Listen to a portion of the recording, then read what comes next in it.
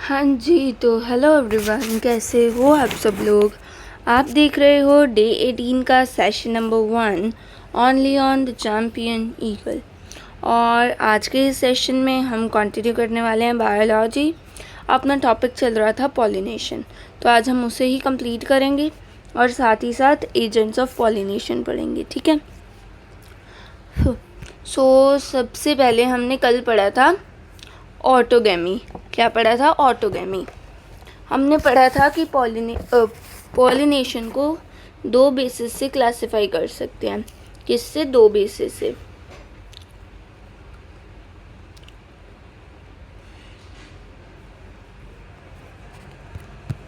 Pollination, इसको दो basis पे हम क्या कर सकते हैं? क्लासिफाई कर सकते हैं, ठीक है। सो नंबर 1 बेसिस क्या था? ऑन द बेसिस ऑफ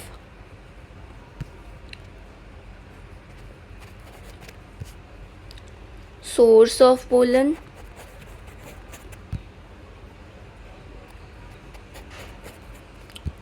जिसमें क्या आता था? ऑटोगैमी, जिटोनोगैमी और जीनोगैमी, ठीक है। सेकंड क्लासिफिकेशन थी on the basis of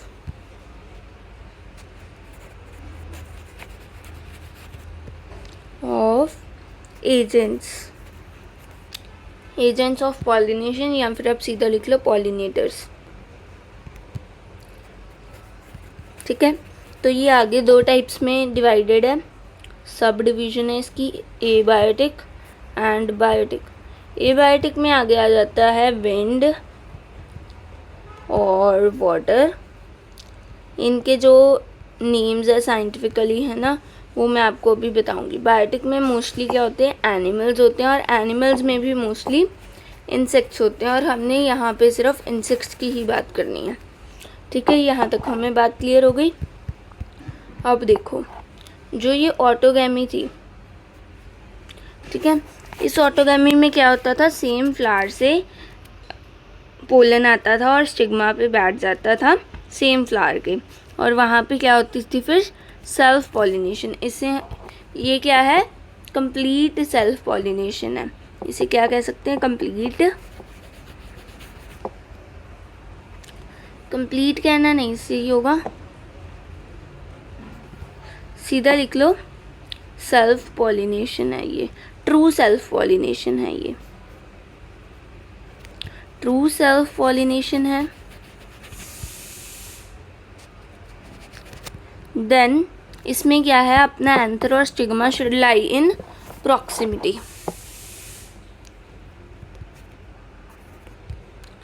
anther and stigma lie in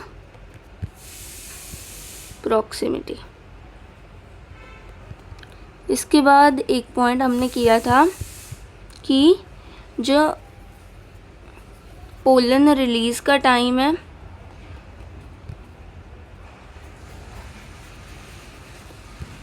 and stigma receptivity, मतलब स्टिग्मा जिस टाइम पीरियड में रिसेप्टिव होता है, रिसेप्टिव टाइम पीरियड स्टिग्मा का वो होता है जिस टाइम पे उस पर पोलन लैंड करे तो पोलन ट्यूब जर्मिनेट हो जाती है। अगर किसी और टाइम पे पोलन लैंड करे तो पोलन ट्यूब फॉर्म नहीं होती। तो स्टिग्मा रिसेप्टिविटी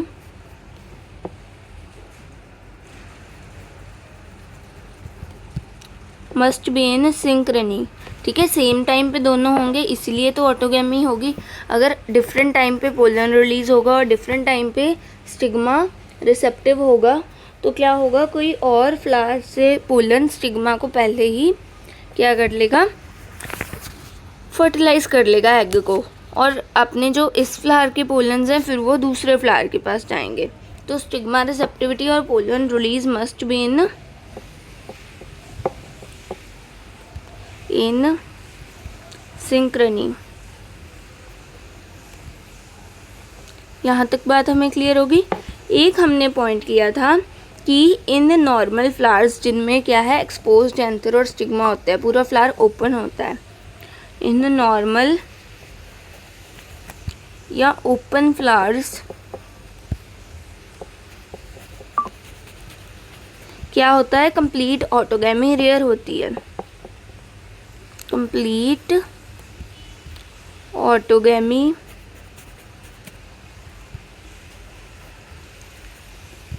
इज रेयर, ठीक है, क्योंकि यहाँ पे जिटोनोगैमी होने का भी चांसेस होते हैं और जीनोगैमी होने के भी चांसेस होते हैं, इसीलिए यहाँ पे क्या है, कंप्लीट ऑटोगैमी फिर रेयर हो जाती है, ठीक है। इसके बाद हमने कुछ प्लांट्स पढ़े थे, ठीक है, जैसे कि ऑर्किड्स या कॉमन पेंसी के बारे में हमने पढ़ा था। उनमें क्या होता है, उनमें 2 टाइप्स के फ्लावर्स होते हैं। कितने टाइप्स के, 2 टाइप्स के। किस किस में होती है ये चीज़, 2 टाइप्स ऑफ फ्लावर्स होते हैं। किस किस में होता है, ये होता है ऑक्सैलिस में, कॉमेलिया में,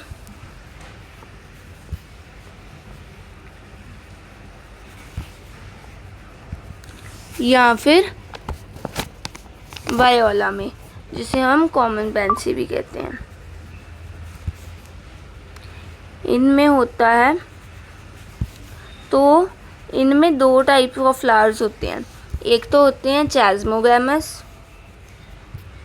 कौन से होते हैं, चैस्मोगैमस,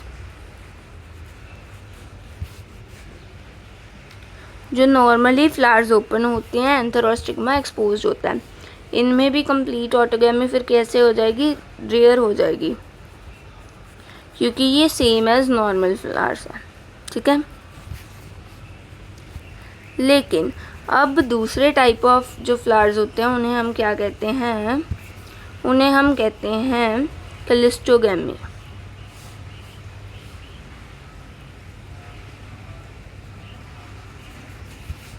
क्लिस्टोगैमस फ्लावर्स,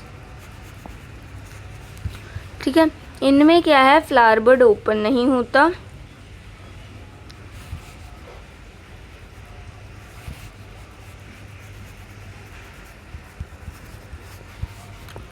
ठीक है।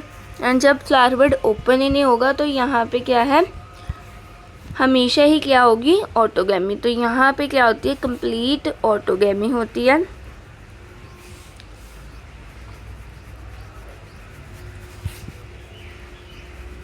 अगर कंप्लीट ऑटोगैमी हो रही है तो हमेशा ही फ्लावर के अंदर जब भी पोलन रिलीज होगा तभी क्या है, स्टिग्मा पे लैंड कर जाएगा और देन फर्टिलाइजेशन हो जाएगी। कंप्लीट ऑटोगैमी होती है। और अगर यहाँ पे कंप्लीट ऑटोगैमी है, हर टाइम पे क्या है, फिर क्या होगा, फर्टिलाइजेशन होगी ही होगी। तो यहाँ पे क्या हो जाता है, एश्योर्ड हो जाता है सीड सेट। सीड कब प्रोड्यूस होगा, जब क्या होगा, अपनी फर्टिलाइजेशन होगी। तो फर्टिलाइजेशन भी एश्योर्ड हो जाती है, ठीक है। कब होती है, जब पॉलिनेटर्स नहीं भी हैं तब भी होगी, अगर पॉलिनेटर्स हैं तब भी होगी, ठीक है। In the absence of pollen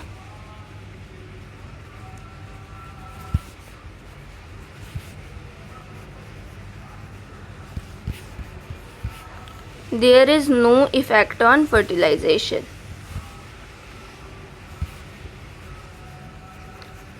effect, sorry, यहाँ पे in the absence of pollinators, जो पॉलिनेटर्स नहीं हैं तब भी पॉलिनेशन पे कोई इफेक्ट नहीं होगा, सेल्फ पॉलिनेशन ही हो जाएगी। यहाँ तक बात हमें क्लियर हो गई है। अब देखो, सेल्फ पॉलिनेशन मतलब कि फ्लावर सेम फ्लावर में ही हो जाती है तो अपने आप ही हो जाएगी, ठीक है। मतलब सेम फ्लावर में भी हो सकती है, सेम प्लांट में भी हो सकती है। देन इसके बाद क्या आती है, क्रॉस पॉलिनेशन, जो होती ही डिफरेंट प्लांट्स में है। किसमें होती है, डिफरेंट प्लांट्स में। लेकिन इसमें थोड़ी सी एक्सेप्शन है, उसके बारे में हम बात करेंगे, क्योंकि जो जिटोनोगैमी है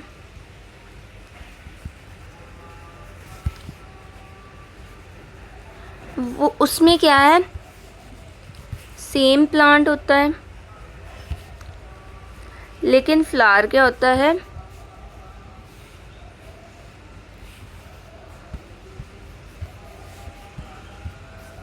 बट फ्लावर क्या होता है, डिफरेंट।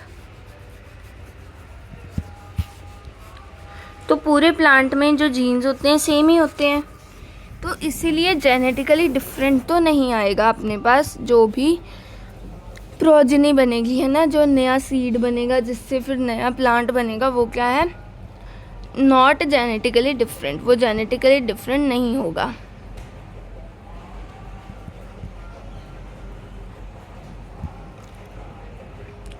बट साथ ही साथ इसे किसकी ज़रूरत पड़ेगी, इसे पॉलिनेटर्स की ज़रूरत पड़ेगी, क्योंकि एक फ्लावर से दूसरे फ्लावर तक जाना है तो पॉलिनेटर्स रिक्वायर्ड होते हैं।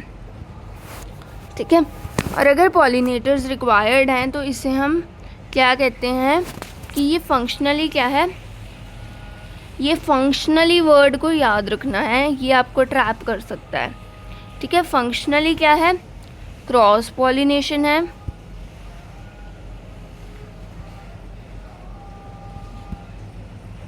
लेकिन जेनेटिकली क्या है, सेल्फ पॉलिनेशन है, क्योंकि जेनेटिकली डिफरेंट नहीं फॉर्म होते हैं अपने प्लांट्स। तो क्या है, जेनेटिकली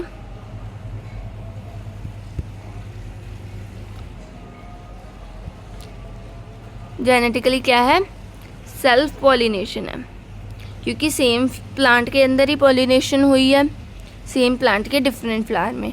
तो है क्या, जेनेटिकली ये सेल्फ पॉलिनेशन है। ऑटोगैमी क्या है, ट्रू सेल्फ पॉलिनेशन है, उसमें जेनेटिकली और फंक्शनली का कोई झंझट नहीं है। और जीनोगैमी क्या है, ट्रू क्रॉस पॉलिनेशन है। लेकिन जिटोनोगैमी जो क्या आती है, बीच में आती है, इंटरमीडिएट है, तो क्या है, जेनेटिकली वो सेल्फ पॉलिनेशन है। बट जो हम देखें फंक्शनली, क्योंकि पॉलिनेटर्स की ज़रूरत पड़ रही है, तो हम क्या कहेंगे, functionally it is cross pollination. यहाँ तक बात आपको क्लियर हो गई, तो हम एनसीईआरटी को रीड करते हैं अब। ओके, सो अब देखो यहाँ तक अपना हो गया था क्लियर। एक मैंने आपको सच पूछा था, एक क्वेश्चन मैंने आपको कि आप मुझे बताओगे क्लिस्टोगैमस फ्लावर्स और का एडवांटेजेस क्या है और डिसएडवांटेजेस क्या है। वैसे तो हमने डिस्कस कर लिया था, एक बार दोबारा बात कर लेते हैं। तो क्लिस्टोगैमस फ्लावर्स की एडवांटेजेस क्या आ जाती हैं कि सीड सेट क्या है, एश्योर्ड होता है कि हमेशा ही सीड सेट होगा, चाहे पॉलन है चाहे पॉलिनेटर्स नहीं हैं। और इसके बाद डिसएडवांटेजेस क्या आ जाएंगे कि यहाँ पे जेनेटिकली डिफरेंट जो अपने ऑर्गेनिजम्स हैं, जो जेनेटिकली डिफरेंट प्लांट्स हैं, वो नहीं प्रोड्यूस होंगे, कुछ भी वेरिएशंस नहीं आएंगी। ठीक है, ये चीज़ हमें क्लियर हो गई। देन हम चलते हैं जिटोनोगैमी पे। Geitonogamy says it is the transfer of pollen grains from anther to stigma of another flower of same plant. ठीक है, another flower of same plant. Although जिटोनोगैमी is functionally cross pollination. Functionally क्या है, जिटोनोगैमी cross pollination है, involving a pollinating agent या फिर pollinator. Genetically it is similar to autogamy since the pollen grains come from the same plant. ठीक है, genetically क्या है, it is similar to autogamy. Genetically ये सिमिलर है ऑटोगैमी से। क्यों, बिकॉज यहाँ पे कोई भी वेरिएशंस बहुत कम प्रोड्यूस होती हैं, इतनी ज़्यादा वेरिएशंस नहीं, ऑलमोस्ट वेरिएशन प्रोड्यूस नहीं होती, जैसे ऑटोगैमी में भी नहीं प्रोड्यूस होती। ठीक है, तो जेनेटिकली क्या है, ये सेम एज ऑटोगैमी है। ठीक है, तो क्योंकि अब जीन्स सेम क्यों होंगे, बिकॉज सेम प्लांट है, तो सेम प्लांट में कैरेक्टर्स सेम होते हैं। यहाँ तक बात हमें क्लियर हो गई। देन हम चलते हैं जीनोगैमी में। जीनोगैमी होती है transfer of pollen grains from anther to the stigma of different plant. क्या है, अब डिफरेंट प्लांट आ गया, डिफरेंट प्लांट आ गया, तो आप यहीं पे नोट कर लो, जीनोगैमी क्या है, ट्रू क्रॉस पॉलिनेशन।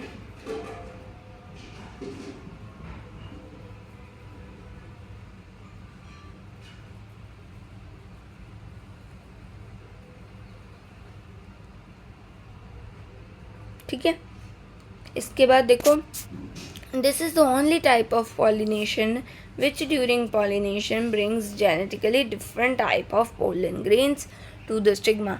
किसमें genetically different pollens आते हैं? जीनोगैमी में. ऑटोगैमी और जिटोनोगैमी में जेनेटिकली सिमिलर पोलन ग्रेन्स आते हैं स्टिग्मा पर, इसीलिए वहाँ पे वेरिएशंस कम प्रोड्यूस होती हैं. इसलिए जीनोगैमी को नेचर चाहता है कि जीनोगैमी प्रमोट हो, क्योंकि नेचर भी चाहता है कि स्पीशीज़ में वेरिएशंस आएँ. ठीक है, यहाँ तक बात हमें क्लियर हो गई. देन अब हम बात करेंगे एजेंट्स ऑफ पॉलिनेशन के बारे में. ठीक है, देखो agents of pollination. Plants use 2 abiotic wind and water and 1 biotic animal agents to achieve pollination. Majority of plants use biotic agents for pollination. Only a small proportion of plants use abiotic agents. ठीक है, सिर्फ small proportional of plants है जो abiotic agents को use करते हैं, नहीं तो मेजॉरिटी ऑफ प्लांट्स क्या हैं, बायोटिक एजेंट्स को यूज़ करते हैं. एबायोटिक कौन कौन सी अपने पास? विंड और वाटर हैं. तो एक सेकेंड वेट करना, मैं वाइट बोर्ड ऑन कर लूँ, फिर मैं आपको साथ साथ बताती हूँ. हाँ जी, तो अब देखो हमने क्या बात की अभी तक कि जो मेजॉरिटी ऑफ प्लांट्स हैं उनमें किसके थ्रू पॉलिनेशन होती है? बायोटिक एजेंट्स के थ्रू. किसके थ्रू नहीं होती है? एबायोटिक एजेंट्स के थ्रू. ठीक है, एबायोटिक एजेंट्स के थ्रू भी होती है लेकिन कम होती है. एबायोटिक कौन कौन से किए हैं हमने? विंड और वाटर. ठीक है, सबसे पहले हम वहीं पे आ जाते हैं. विंड से जो पॉलिनेशन होती है उसे हम क्या कहते हैं? एनीमोफिली. क्या कहते हैं? एनीमोफिली.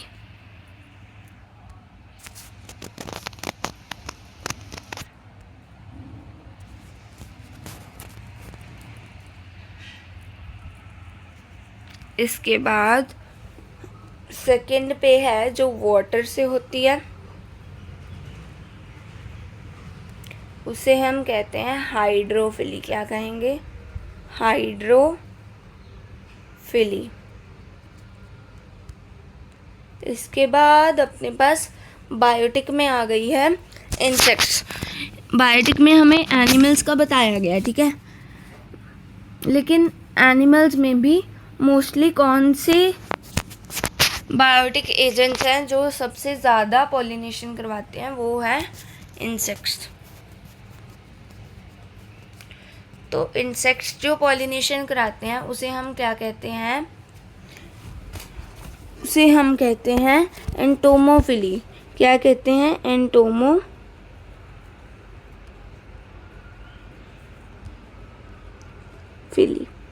यहाँ तक बात हमें क्लियर हो गई. ठीक है, अब देखो, अब हम बात करते हैं सबसे पहले किसकी? एनीमोफिली की. एनीमोफिली कहाँ से आया वर्ड? ये वर्ड आया एयर से. एनीमो एयर से. लेकिन बहुत से बच्चे इसको एनिमल्स के साथ कंफ्यूज कर देते हैं. एनिमल्स की नहीं है, ये विंड की पॉलिनेशन है. ठीक है, तो देखो एनीमोफिली में हमें कैसा पोलन चाहिए होता है? एनीमोफिली में हमें चाहिए होता है लाइट पोलन, जो विंड के साथ क्या है, जिस तरफ विंड जा रही है उस तरफ उड़ के चला जाए. ठीक है, लाइट होना चाहिए. इसके बाद क्या है? नॉन स्टिकी होना चाहिए वो पोलन.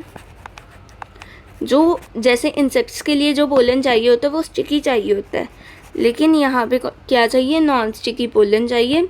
और must be produced in large number. क्यों? क्योंकि विंड के साथ कई बार ये भी तो हो सकता है किसी और जगह पे गिर जाए, किसी और जगह पे लैंड कर जाए और एक जो सेम स्पीशीज़ का फ्लावर है उस पे ना जाए, डिफरेंट स्पीशीज़ के फ्लावर के पास चला जाए. या मे बी ये भी हो सकता है कि किसी फ्लावर के पास भी ना जाए, कहीं और ही गिर जाए अपना पोलन. तो क्या है? Produced in large number.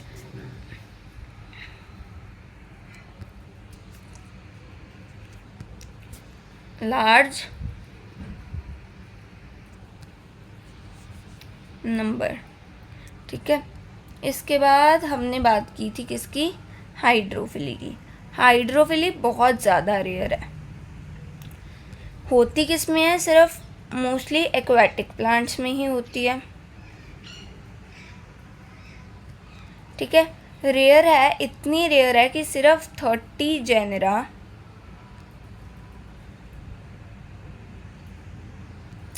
Of मोनोकोटिलिडन्स में हम देख सकते हैं, सिर्फ 30 जेनेरा में, ठीक है। इसके बाद इसको आप पढ़ोगे भी अपनी बुक में, उसमें आप देखना, मैं आपको पढ़ाऊँगी ये लाइन। इसके बाद आ गई एंटोमोफिली।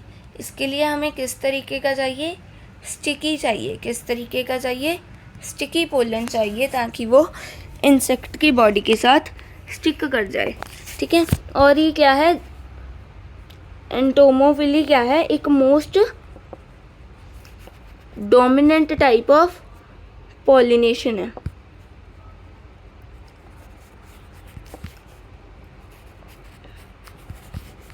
टाइप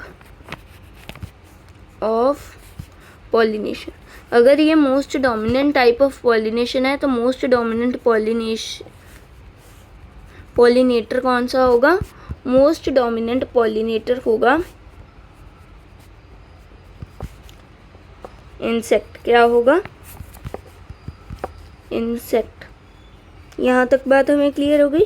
एंड इसकी कुछ एग्जांपल्स कर लेते हैं, कौन कौन से इंसेक्ट्स होते हैं, जैसे बीज, हनी बीज भी आ सकती हैं, नॉर्मल बीज भी, ठीक है। बीज आ गई, बटरफ्लाई आ गई,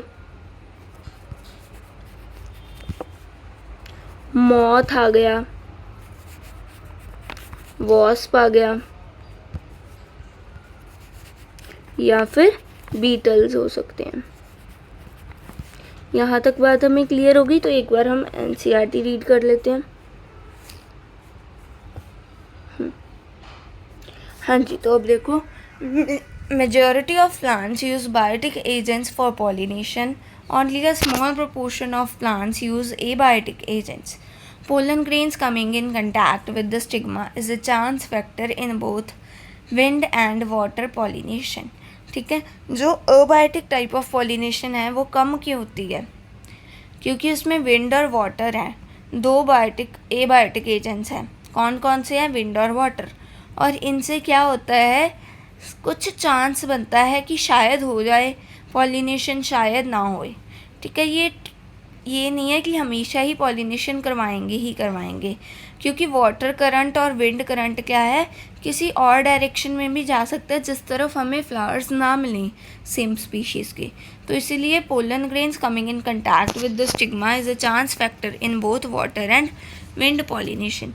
to compensate for these uncertainties and associated loss of pollen grains, जब चांस फैक्टर आ जाएगा तो अपने कुछ पोलन ग्रेन्स क्या हैं, ख़राब हो जाएंगे, क्योंकि वो रिक्वायर्ड फ्लावर तक पहुँचेंगे ही नहीं, स्टिग्मा तक पहुँचेंगे ही नहीं।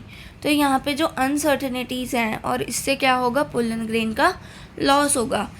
So the flower produced enormous amount, मतलब कि बहुत ज़्यादा लार्ज नंबर में क्या है, पोलन्स को प्रोड्यूस करते हैं as compare to the number of ovules. तो ये भी आपको क्वेश्चन आ सकता है कि क्यों large number of pollens produce होते हैं, ना कि लार्ज नंबर ऑफ ओव्यूल्स। कई बार ओव्यूल्स भी लार्ज नंबर में होते हैं, लेकिन इतने ज़्यादा नहीं होते कि पोलन्स तो हर एक फ्लावर में, हर एक एंथर में मिलियंस में होता है, ठीक है। इतने ज़्यादा पोलन्स होते हैं, क्यों होते हैं, because to compensate for these uncertainties and associated loss of pollen grains, ठीक है। यहाँ तक बात हमें क्लियर हो गई। और हाँ, यहाँ पे जो आपको इमेज दी गई है, इसमें चैस्मोगैमस फ्लावर्स भी आपको दिखाए हैं और क्लिस्टोगैमस फ्लावर्स भी। तो ये क्लिस्टोगैमस फ्लावर्स क्या है, अंडरग्राउंड है, हमेशा नहीं अंडरग्राउंड होते हैं, लेकिन जो आपको यहाँ पे प्लांट की स्पीशी दिखाई गई है, इसमें क्या है, अंडरग्राउंड है क्लिस्टोगैमस फ्लावर्स।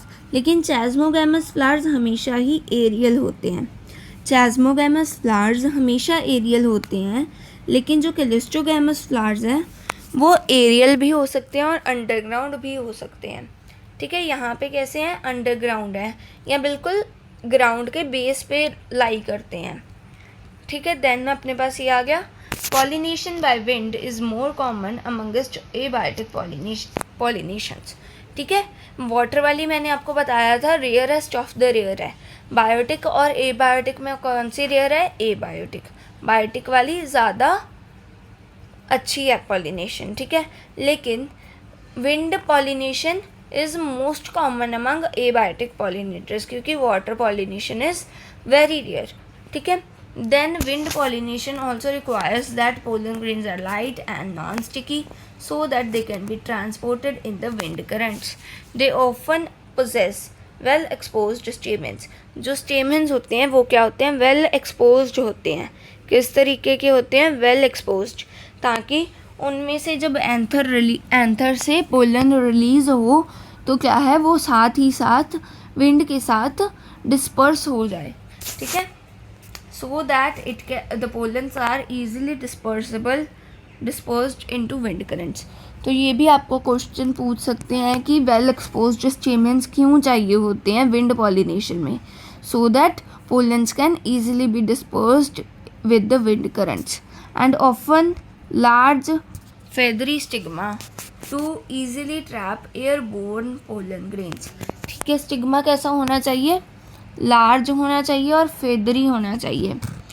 इसके बाद आ गया wind pollinated flowers often have a single ovule in each ovary. ये आप याद रख सकते हो कि जो विंड पॉलिनेटर्स फ्लावर्स होते हैं उनमें ऑफन सिंगल ओव्यूल होता है, मतलब कि एक ही सीड प्रोड्यूस होगा। ओव्यूल क्या होता है? फ्यूचर सीड होता है, तो एक ही सीड प्रोड्यूस होगा। Single ovule in each ovary, ठीक है। And numerous flowers packed into an inflorescence. इस लाइन को तो आप हाईलाइट कर लो कि विंड पॉलिनेटेड फ्लावर्स ऑफन क्या हो रहा है? Often have single ovule in each ovary and numerous flowers packed into an inflorescence. A familiar example is the corn cob, ठीक है। इसकी एग्जाम्पल क्या है? Corn cob.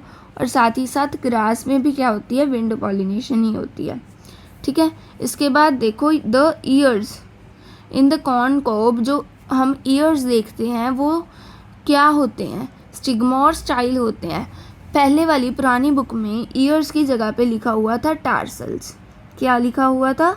टार्सल्स, ठीक है। लेकिन टार्सल्स नहीं होते, ईयर्स होते हैं। कॉर्न कॉब में ईयर्स होते हैं, वो क्या होते हैं? एक्चुअली स्टिग्मा और स्टाइल होते हैं, वो बाहर की तरफ मतलब कि एक्सपोज्ड होते हैं, ठीक है। Ears are stigma and style which wave in the wind to trap pollen grains, ठीक है। स्टिग्मा और स्टाइल क्या है? वेव कर रहे होते हैं क्योंकि वो फीदरी होते हैं, फेदरी होते हैं, ठीक है। और वेव क्यों करते हैं? ताकि विंड से जो पोलन ग्रेन्स आ रहे हैं, विंड जिन पोलन ग्रेन्स को पॉलिनेट कर रही है उन पोलन्स को ट्रैप करने के लिए। The wind pollination is quite common in grasses also, ठीक है। कॉर्न कॉब और ग्रासेस क्या है? एग्जाम्पल्स हैं विंड पॉलिनेशन की। यहाँ तक बात आपको क्लियर हो गई आई होप। तो इस चीज़ को आपने ज़रूर याद रखना है। जो वो कोई चेंजेस करते हैं एनसीईआरटी में, करेक्शन करते हैं, तो उससे क्वेश्चंस आने के चांसेस बहुत ज़्यादा हो जाते हैं। तो यहाँ पे क्या वर्ड है? ईयर्स है। लेकिन ये जो करेक्शन हुई थी ये भी पिछले साल हुई थी, तो देखते हैं हम। लेकिन इसको याद रखना है आपने, जो कॉर्न कॉब में स्टिग्मा और स्टाइल होते हैं उन्हें हम क्या कहते हैं? ईयर्स कहते हैं। ईयर्स की तरह हमें दिख रहे होते हैं, ठीक है। इसमें क्या है? विंड पॉलिनेटेड प्लांट दिखाया गया है जिनमें क्या है? कंपैक्ट इन्फ्लोरेसेंस हो रही है और वेल एक्सपोज्ड क्या है? स्टेमेंस है। स्टेमेंस क्या है? वेल एक्सपोज्ड है।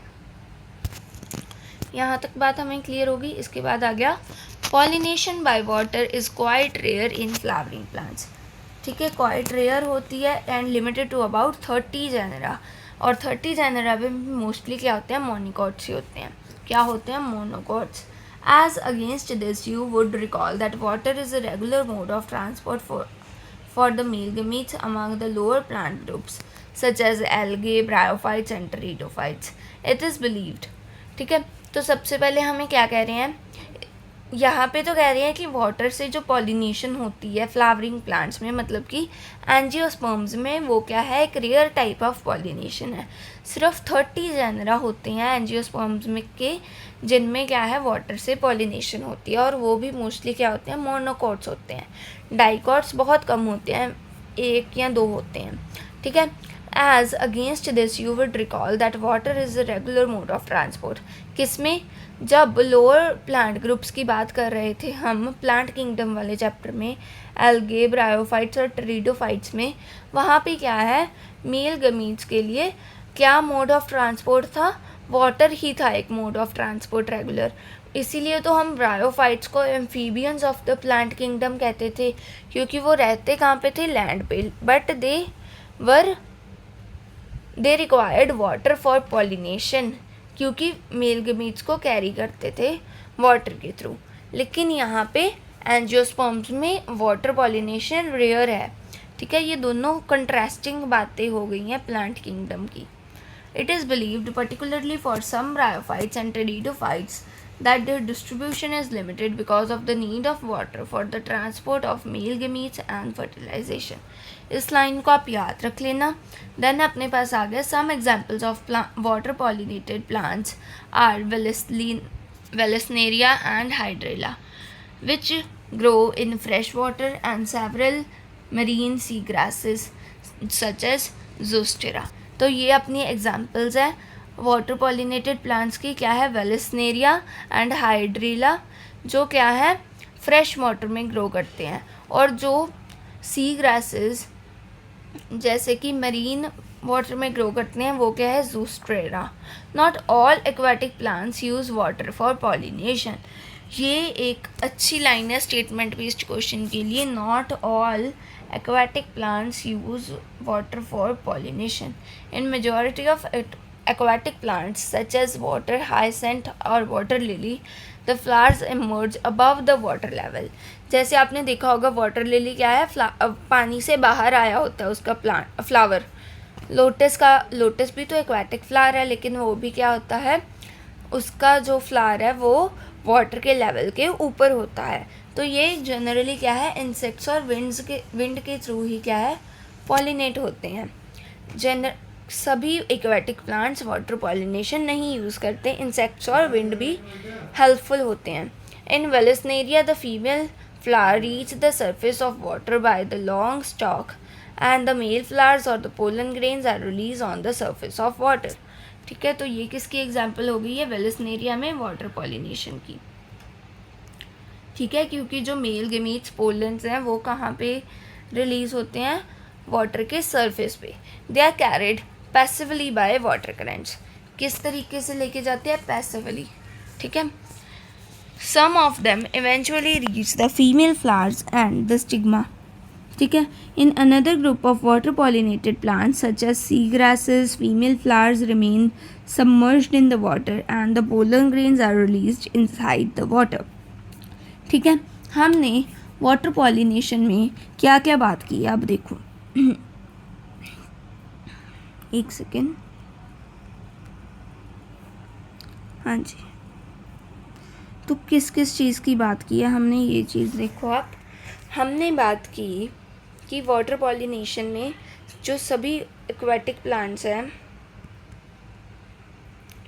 सभी में क्या है, वाटर पॉलिनेशन नहीं होती है। कुछ प्लांट्स क्या करते हैं, फ्लावर्स वाटर सरफेस के लेवल से बाहर आ जाते हैं, एंड देन क्या है, इंसेक्ट्स के थ्रू या विंड के थ्रू पॉलिनेशन होती है। वाटर के थ्रू उनमें भी पॉलिनेशन नहीं होती है कुछ एक्वेटिक प्लांट्स में।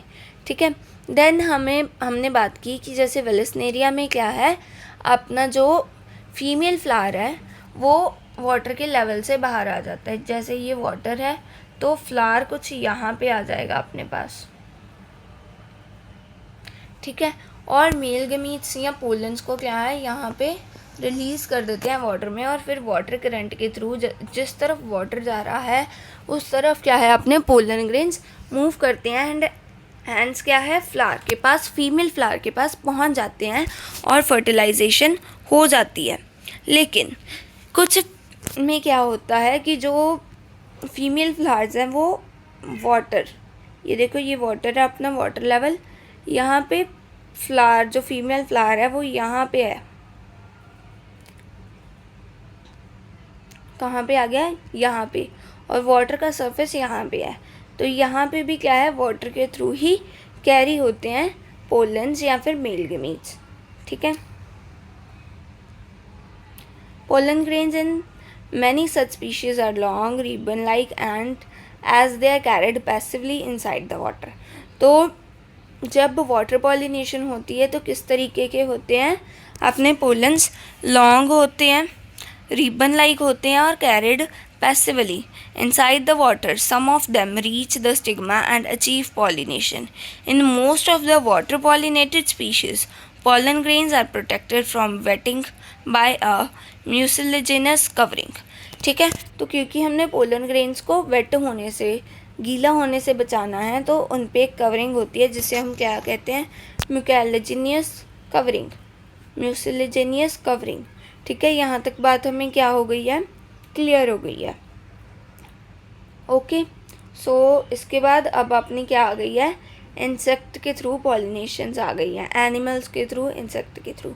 तो ये अब हम नेक्स्ट लेक्चर में कंटिन्यू करेंगे, कौन सी, एनिमल्स के थ्रू होने वाली पॉलिनेशन, जिस पॉलिनेशन में एनिमल्स क्या हैं, अपने पॉलिनेटर्स हैं।